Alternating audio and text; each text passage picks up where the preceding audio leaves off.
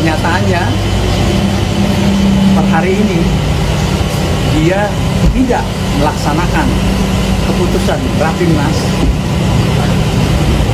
tapi malah mendukung capres calon presiden Bapak Prabowo Subianto.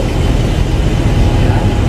Persoalan dia mendukung dan melakukan koalisi tidak kami permasalahkan sama sekali. Yang kami persoalkan Pak Erlangga yang mengambil sikap seperti itu. Oleh karena itu kami anggap langkah tindakan yang dia tempuh tersebut adalah langkah pribadi, personal, tidak ada kaitan dan urusannya dengan Partai Golkar. Mengapa? Karena tidak pernah dia pertanggungjawabkan hasil Rapimnas yang mencalonkan dia untuk menjadi calon presiden, bahwa dia tidak laksanakan. Harusnya dia harus pertanggungjawabkan dulu di Rapimnas. Jadi karena keputusan Rapimnas, dia pertanggungjawabkan di Rapimnas, kemudian kita robah di sana. Mau mendukung siapa, mau berkoalisi kepada siapa. Tapi dia tidak lakukan. Sehingga langkah yang dia tempuh ini adalah langkah pribadi. Tidak ada kaitan dengan Partai Golkar. Kalaupun dia tanda tangan segala macam itu, tidak ada urusan, tidak ada kaitan. Jadi dia harus bertanggungjawabkan dulu dia punya sikap dan langkah.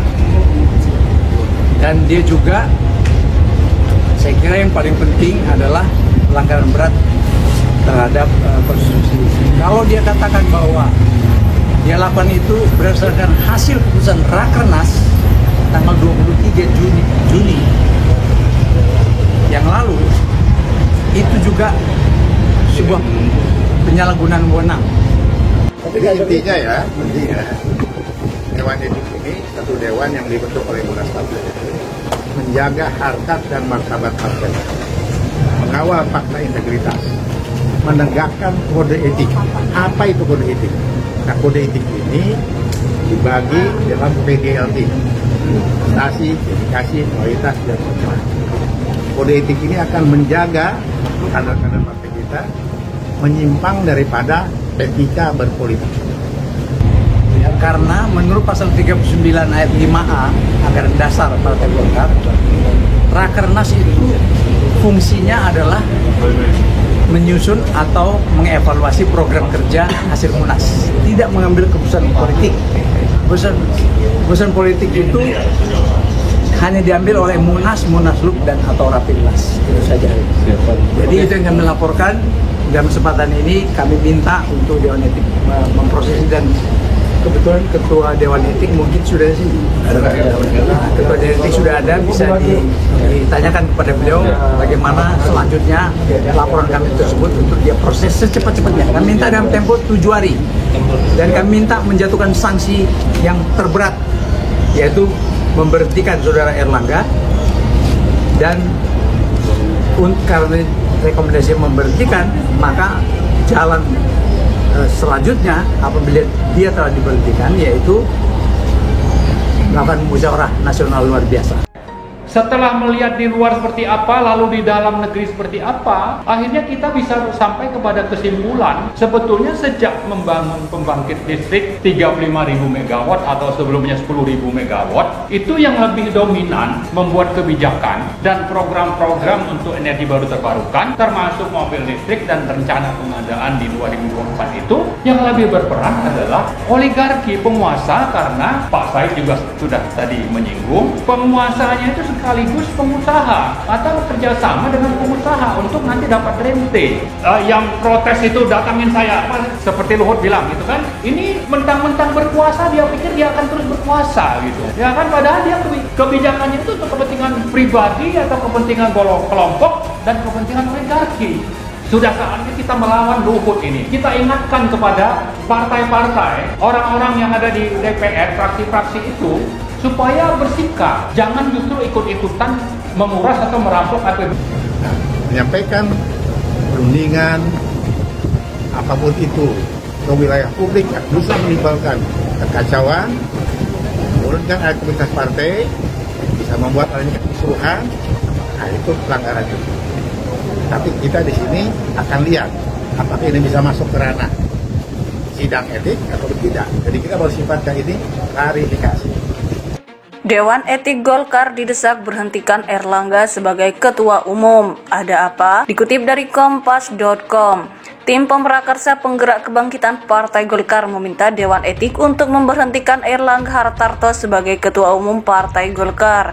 Hal itu disampaikan politikus senior Golkar Lauren Siburian usai melaporkan Erlangga ke Dewan Etik di DPP Partai Golkar, Jakarta Barat, Jumat 18 Agustus 2023. Lauren mengatakan Erlangga telah melakukan pelanggaran berat lantaran mendukung Ketua Umum Partai Gerindra Prabowo Subianto sebagai capres di Pilpres 2024 tanpa melalui mekanisme partai. Ia menganggap dukungan terhadap Prabowo itu merupakan dukungan secara pribadi dari Erlangga, bukan keputusan Golkar. Namun, kata Lauren, pihaknya pun tidak mempermasalahkan hal itu. Akan tetapi, persoalannya adalah mengapa Erlangga tidak melaksanakan keputusan rapat pimpinan nasional Rapimnas partainya yang telah menetapkan dirinya sebagai capres. Pihaknya pun memberikan waktu selama 7 hari usai pelaporan hal itu ke Dewan Etik untuk mempertimbangkan sanksi apa yang akan diberikan pada Erlangga.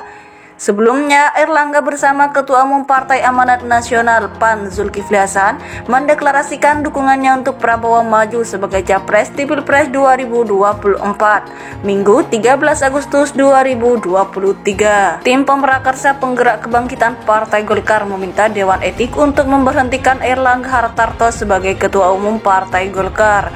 Hal itu disampaikan politikus senior Golkar Lauren Siburian usai melaporkan Erlangga ke Dewan Etik di DPP Partai Golkar, Jakarta Barat, Jumat 18 Agustus 2023. Lauren mengatakan Erlangga telah melakukan pelanggaran berat lantaran mendukung Ketua Umum Partai Gerindra Prabowo Subianto sebagai capres di Pilpres 2024 tanpa melalui mekanisme partai.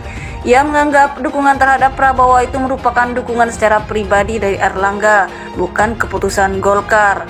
Namun, kata Lauren, pihaknya pun tidak mempermasalahkan hal itu. Akan tetapi, persoalannya adalah mengapa Erlangga tidak melaksanakan keputusan rapat pimpinan nasional Rapimnas partainya yang telah menetapkan dirinya sebagai capres.